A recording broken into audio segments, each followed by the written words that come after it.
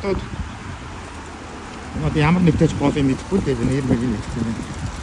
Энэ маш урт юм одоо хорны зам гэх юм уу тэр ах зам гэх юм уу мэдэхгүй нэг ийм замыг ийм бетон хэдэн одоо олон мянган тийм гадтай энэ замыг одынхаа эрэг дагуу биш нэг эрэг дагуу газар болохоор яг юун дээр нь барьсан юм. Усных нь одоо тэр ус дотор нь барьсан юм.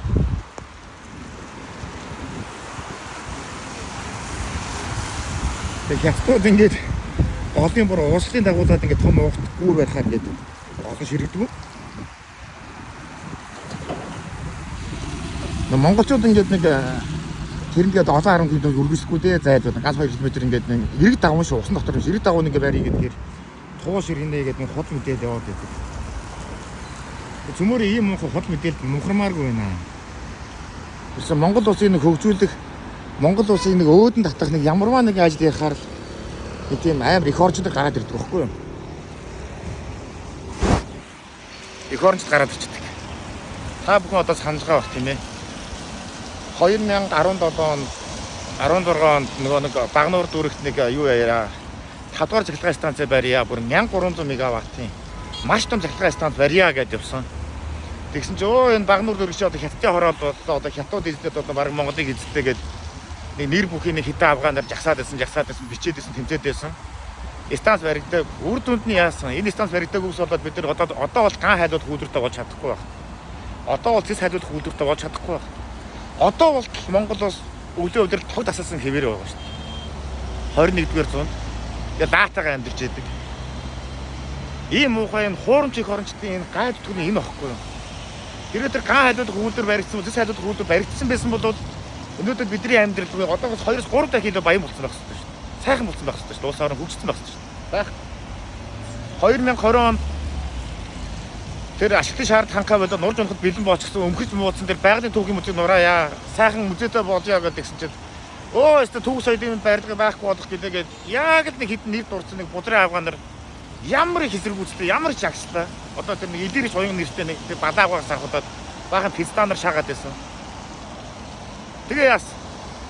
Тэрийг нураад шаяад жижирээд байгалийн түүхийн музейтэй болсон чинь одоо өнөөдөр тэр Чингис хааны ордон музей чинь нэг олон улсын гадаадын хүмүүс ирэхэд нэр тахалдаг ганцхан байгууллагад тэр л очиод байна шүү дээ. Тийш очиж юм үзүүлж шүү дээ.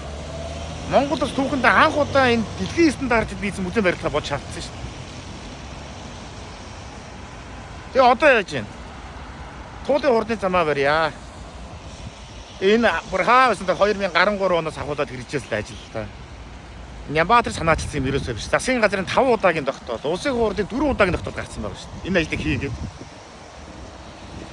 Тэгээ 13 жилийн турш энэ олон тогтоол болж энийг заавал хий гэж хөрөнгө мөнгөний болцоог боожгаад энэ жил нэг 25 онд нэг төсөв мөнгөний улсын хурлаас баталж өгöd. Тэгээ нийтийн төсвөрийн ажил нь одоо ингэ явъя гэдэг тэгэнгүүт нөгөө их орчноос гарч ирээд туул ширгэнийгээ бодлоо шаагаад гэж байгаа байхгүй ээ. Эцтагаад. Тэгээ одоо хаа вэ? Хэрвээ ингэ ширэгчдэг байсан бол энэ голын ус дотор ингэ гаццагаад ширэгчдэг байсан бол энэ хятад ижгийн ажил хийхгүй шүү.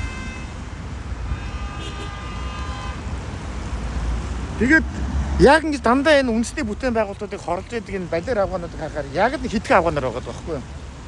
Эдгээр ерөөсөө Монголд хийгдэж байгаа өнгөтэй өөдтэй бүх юмыг дандаа жадлан эсэргүүцдэг. Дандаа ингэж муухай эсэргүүцж хорлдог. Энд чинь яг жинхэнэ нэг үндэсний аюулгүй байдгийг үндэснийхээ ус үндэснийхээ эсрэг явж байгаа юм хорлонтой ажил афганаар шүү. Тэгээ эдгэрийг яагаад хариуцах тоосд. Тэгээ энэ чинь хятадын одоо аль ч хоттой дандаа их хүнтэй. Одоо 10 сая хүнтэй, хэдэн сая хүнтэй.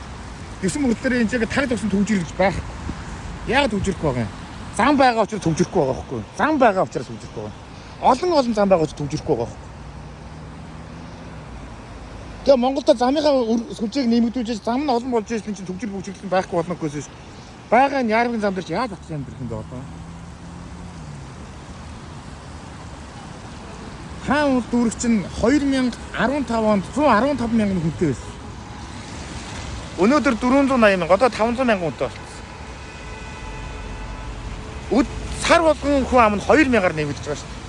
Одоо гэдэг чинь 20-30 мянган айлын том орон сууцны хотын орнууд тэр баригдаж байгаа шүү дээ. Тэгээ эдгээр чинь бүгд ашиглалтанд орохож байгаа тийм яг таг тусаад бүгд ирээ байж байгаа юм. Хотоос гарч болохгүй, яаж болохгүй бөөнөр ингэ байж байгаа. одоо энэ ажлыг хийх ёстой байхгүй юу? Тэгээ ингээд юм худал мэдээлэл та бүхэн битгий автаарай гэж хэлэх гээд байгаа юм л да ерөөсөн.